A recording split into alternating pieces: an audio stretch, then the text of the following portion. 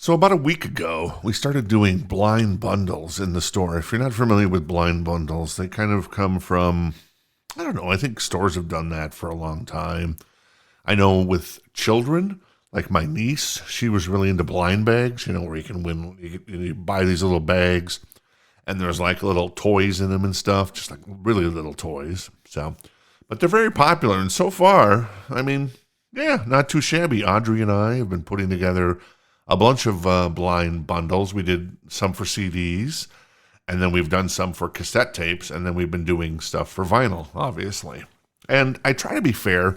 Basically, it's like 10 records for $5, so they're basically 50 cents each. And there was a mix of some stuff. Like one had like the Firm album. Remember the Firm? Jimmy Page and Paul Rogers were in the band. I think I talked about them a couple weeks ago. And then there was, just random stuff that you end up putting in. It's kind of fun.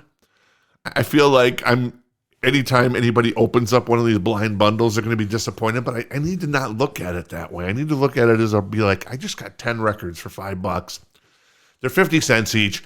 Even if two of the records ended up being something that I might listen to and enjoy, I basically paid $2.50 for an enjoyment of records, and then I've got 8 more records that I'll bring back to the store, and maybe they'll give me $1 for them or something.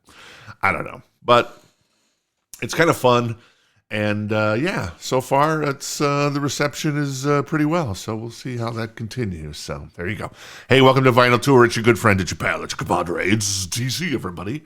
How you doing? What's going on the big show today? Well, it's kind of quiet in the world of vinyl and in the world of concert tours today. There is a little news on Pierce the Veil. They're coming, they're coming to Phoenix in November, so there was a tour announcement. We'll talk a little bit about that.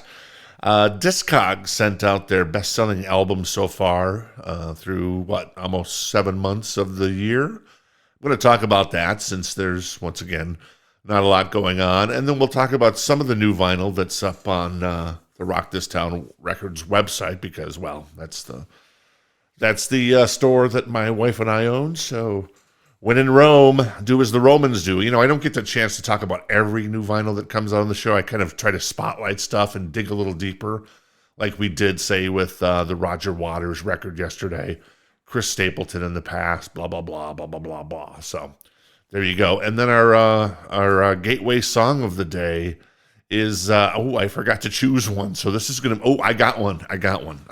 It's actually one of the records that's going to be coming up on this Discogs list. Let's start there. Let's start with let's actually not. Let's go with boom, boom, boom, boom, boom. Here we go. What am I looking for? I had it on my page and now I lost. Oh, there it is. New pre-orders that are out. A couple of them that I haven't talked about yet. So Alice Cooper's been putting out a lot of music recently, and he's got a new record coming out called Road. There's an indie exclusive. It's a 2 LP blue marble vinyl with a DVD. Now it's priced at $44.99, so it's a little pricey. Some of these prices, man. There's a U2 record, Zootropa. Is it Zooropa? Not Zootropa. I'm thinking of Zotrope, as I say. But I can't believe that Zooropa, U2's asking $59.99. That's what you'd pay for like Monkey 3, the video game, back in, 1998. And now U2 wants to charge as much as Monkey 3? It's insane. Now, granted, it's a limited edition. Okay. It's 2XLP. That's nice. And then it's a translucent yellow vinyl. Well, no, that's kind of cool. But $59, man. I don't know. It's like the not the Eminem, the Mac Miller record. It's just a little too much. I'd rather spend my money on Grace Potter, who's actually got a couple of indie exclusives coming out. She's got Mother Road and also Daylight coming out, and I know that seems to be pretty popular so far with those of you who indulge in the Rock This Town Records vinyl bonanza of love, right. So there you go. Grace Potter. One of the albums is one of the covers is pretty cool. She's in like jeans. It's like a jean shot. She's on the road, and it's some tight-fitting jeans, so nothing wrong with that. So there you go. Jen was telling me about a record that was really popular here in Phoenix back in the day. It's getting reissued. It's Linda Ronstadt, who's great. Love Linda Ronstadt. I don't know how to say this, but I'm going to try it. It's Cacleones de mi padre. So I know there's like a father in there somewhere, but I don't know the other words. My padre, so it'd be my father. Yeah, so anyways, but there you go. That's getting reissued. Earl Sweatshirt, Sick. That's an indie exclusive on light blue vinyl. Looks pretty sick. Also the Band Camino, which Jen loves. She loves the Band Camino. The dark indie exclusive opaque pink vinyl. Not too shabby. The Postal Service also, let's see, Everything Will Change. Loser edition. I know when the last Postal Service record came out, that sold out like crazy, man. It just was like boom, boom, boom, boom. And it was gone. So I got to say, there you go. Well, this segment's kind of death, so I'm going to move on. But, you get the idea. There's some new pre-orders out. I wanted to highlight a couple of them. And then what are the best-selling pre-orders right now? I know that the Van Halen comes out, I think, next month. The Mammoth WVH, Wolfgang Van Halen's band. We've been selling a lot of Talking Heads. Stop Making Sense. Great stuff there. And then what is it? Oh yeah, it's the Darkness, Permission to Land. So very cool stuff there. So all right, yeah. I felt that was awkward, but that's what the point of, we're early on in the show. Sometimes it's just going to be like, well, that was a train wreck, so now I learned my lesson. So now I'm going to, if I do that again, and I will do that again, I'm going to present that in a completely different way. So making a mental note of that myself. So Pierce the Veil, as I talked about. Now, there's a band that always sells out when we bring them into the store. I could not name a Pierce the Veil song. I think I've added some to my Spotify playlist just to check them out in the past, but I don't remember them right now off the top of my head. Anyways, they've got a tour kicking off in early November, and the third date of the tour, they're hitting here in Phoenix, where yours truly and his better half resides. So very sexy. That's on November 7th. I actually just reordered in, what was the record I just reordered in? I know, I forgot. It's their big record. It's not Misadventures. It's Collide with the Sky. So I got to get that restocked. Selfish Machines I can't seem to get right now. A Flair for the Dramatic. Nope. And then Jaws of Life is the brand new one from Pierce the Veil. So I don't know if you've had a chance to partake in that one, but if you have, you can shoot me a DM on the Twitter of Love. It's Rock This Town TC. So yeah. There you go. All right. What else is going on? Let's do Discogs' top 10 albums, top selling albums of the year so far, which is interesting always, because it is Discogs. I love Discogs, but I also kind of don't like Discogs. It's kind of a love-hate relationship with Discogs, I think it's a really great service, but come on, it's not 2004 anymore, guys. It's time to upgrade the infrastructure, the front end, the back end, it seems. Well, the back end, we don't know. Whatever you want to do there. But you need a better front end, especially a better app. So there you go. I'm not saying anything. I'm happy to help out if you want. Pro bono if you want to. But that's what I do. That's what my life is. That's what my previous lives were, was making stuff look sexy. So anyways, and making it user-friendly.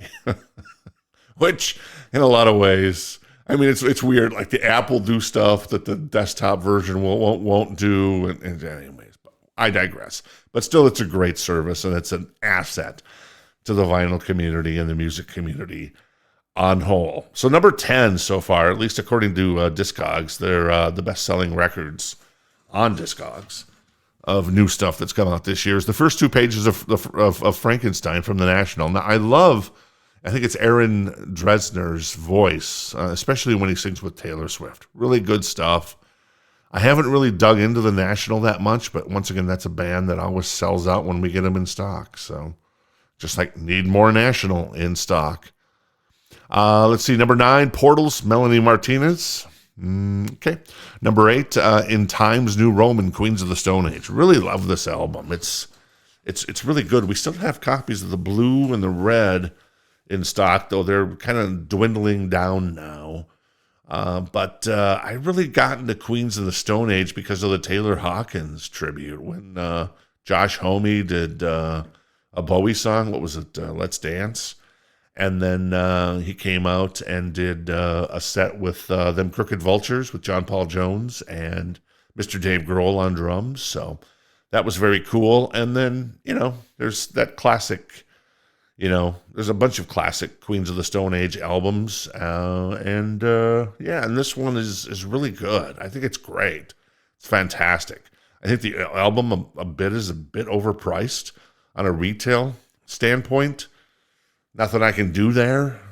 But in the end, it ends up being worth it, in my humble opinion. So there you go. Paramore, This Is Why. I know they had to suspend their tour for a bit because of some illness. So hopefully everybody on the Paramore tour is doing well. But yeah, that album is once again sold really well. It's just one of those albums that I didn't know if that album was going to sell well. But it has continued to sell. The back catalog for Paramore always sells in the store. Boy Genius, maybe a bit of a surprise, maybe, is the number 6 selling record so far this year. It's The Record. That's what the record is called, The Record. Really cool band. Phoebe Bridgers, Lucy Dacus, Julian Baker. Phoebe's obviously the big name out of that.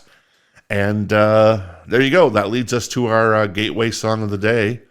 And if you wanted to get into Boy Genius, I got a song to recommend. It's called $20. It's off the new album.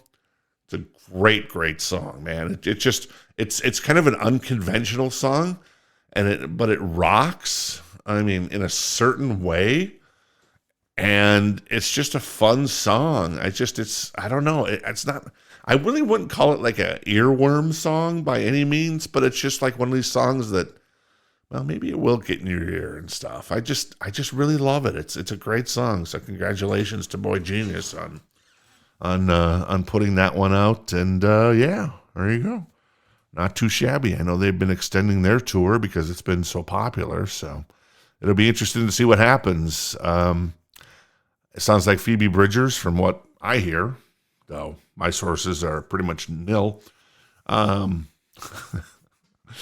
Is that Phoebe may be going back to record a new album, and hopefully she's got something out at the end of next year or early 2025. That would be cool, because it's been a while. She's only put out 2 albums, though now this is a full-length album with Boy Genius, so pretty cool. Not too shabby, as they say. Number 5 on the list is Obituary, Dying of Everything. I am unfamiliar with this band.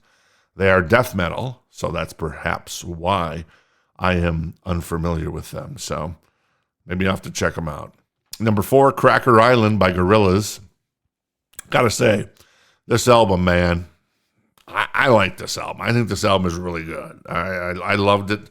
Was listening to it in the store when it first came out. We're sold out of it. And, Gorillaz is one of those kind of evergreen artists as well. They always sell when they're in the store, so cool stuff. I love Gorillaz. And Cracker Island, it's got Bad Bunny on it. It's got Beck. It's got Stevie Nicks, Tame Impala, Thundercat. The song with Thundercat.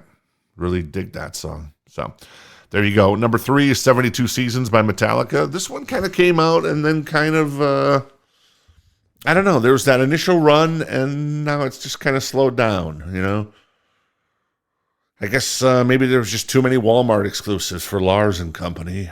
As I like to give Metallica a hard time about their love affair with Walmart. So, but yeah, it is what it is. I mean, it was the stuff that I heard from the album was good. Am I going to go back and listen to it more than I'd listened to anything else? Probably not, just because, it's not 1983 anymore. And, if I can listen to Kill 'Em All, or if I can listen to So Far, So Good, So What? No, I'm just kidding. I'm just messing with you. I'd rather listen to Peace Sells by wrong band. No. I love early Metallica, and I know a lot of people don't love the Bob Rock stuff. I love the Bob Rock stuff. The Black record was great, but I loved Load and Reload. What can I say? But I once had, I think it was Load, or was it Reload? I get those two confused. I had one of them stuck in my car's CD player for like 6 months before I could finally get it out. And anyway, so I know that one of those albums, I forget which one, intimately, and then some. Number 2, Memento Mori by Depeche Mode, very nice. Got a number of Depeche Mode fans that come into the store, and they all highly recommend this album, so very cool, even though Andy Fletcher's not in the band anymore because he passed, regretfully, in 2022. Depeche Mode's still out there rocking and rolling, to a certain degree. It's Depeche Mode, it's not like it's Metallica, right? They're not rocking and rolling. They're more oozing and smoothing, right? Because that's maybe not. All right. This show is kind of train wreck. Boom, boom. Oh my God. Anyways, all right. Last song, or last thing of the day, the number 1 album according to Discogs so far this year is, wait for it. It's Did You Know There's a Tunnel Under Ocean Boulevard by Miss Lana Del Rey. Now, there's some collector's editions of this album, including one where she's showing her boobies. Nothing wrong with boobies. I myself have enjoyed boobies all my life. That sounded really weird. But yeah, I mean, boobies are nice. What can I say? Good times. So, yeah, Lana, she likes to show off her boobies. So, remember Stevie Nicks back in the day? That album, Buckingham Nicks. Stevie was showing off her boobies. So, if you got a nice boobie and you want to put it out there, I salute. Anyway, so a lot of different versions of that. I have listened to some of that album. What I've heard is good. It's a little foul-mouthed. That's the one thing about, working in the record store, because, you do have young people come into the store, meaning you'll have parents come in with their children. And once you get to like about 1995, everybody decided to have potty mouth. So it's like, okay, that's great. I can handle some of this stuff, but I really don't want, if there's a little 5-year-old kid in the store hearing the F-bomb every other word. I'm talking to you, Taylor. I'm talking to you, Lana. I'm talking to you, pretty much everybody in hip-hop, everybody pretty much in metal these days. So, come on. What would Jerry Seinfeld say? He said, you're lazy. You're lazy. That's what Jerry would say. I don't have to swear to be funny. No, some people would say Jerry's not that funny. Yeah, okay. I'm sure if I dropped in a few F-bombs, the show might be a little funnier too. So I get it. So, but yeah. So anyways, Lana Del Rey, very nice. Number 1 album so far this year. Very, very, very, very, very, very, very, very, very cool. So there you go. That's it. Let's put this bad boy in the books. Big show in the books for, what is it, July 25th of 2023. I saw, 43 years ago today, AC/DC's Back in Black album came out. Obviously, the album after Bon Scott passed away, Brian Johnson's first record, AC/DC's 7th record, AC/DC's 2nd record with the greatest producer of all time, Mr. Mutt Lange. He did, what did he do? He did Highway to Hell with AC/DC. He did Back in Black. And then he did For Those About to Rock, We Salute You. The thing with Mutt is he'll usually do about 3 albums with people, and then he'll get bored with them. So think about it. AC/DC, 3 albums. He did 3 albums with Leopard, High and Dry, Pyromania, Hysteria. And then it was like, all right, time to move on. He did 2 albums with Bryan Adams, but in the meantime, he probably would have done another album with Bryan Adams, but in the meantime, he met Shania Twain. He did 3 albums with Shania Twain, married her, and then 3 albums later, he got bored, and also got bored with the marriage. Mutt, what were you thinking? But anyway, so there you go. That's my anecdote for the day. So, all right, we done. All right, see you in the emergency room.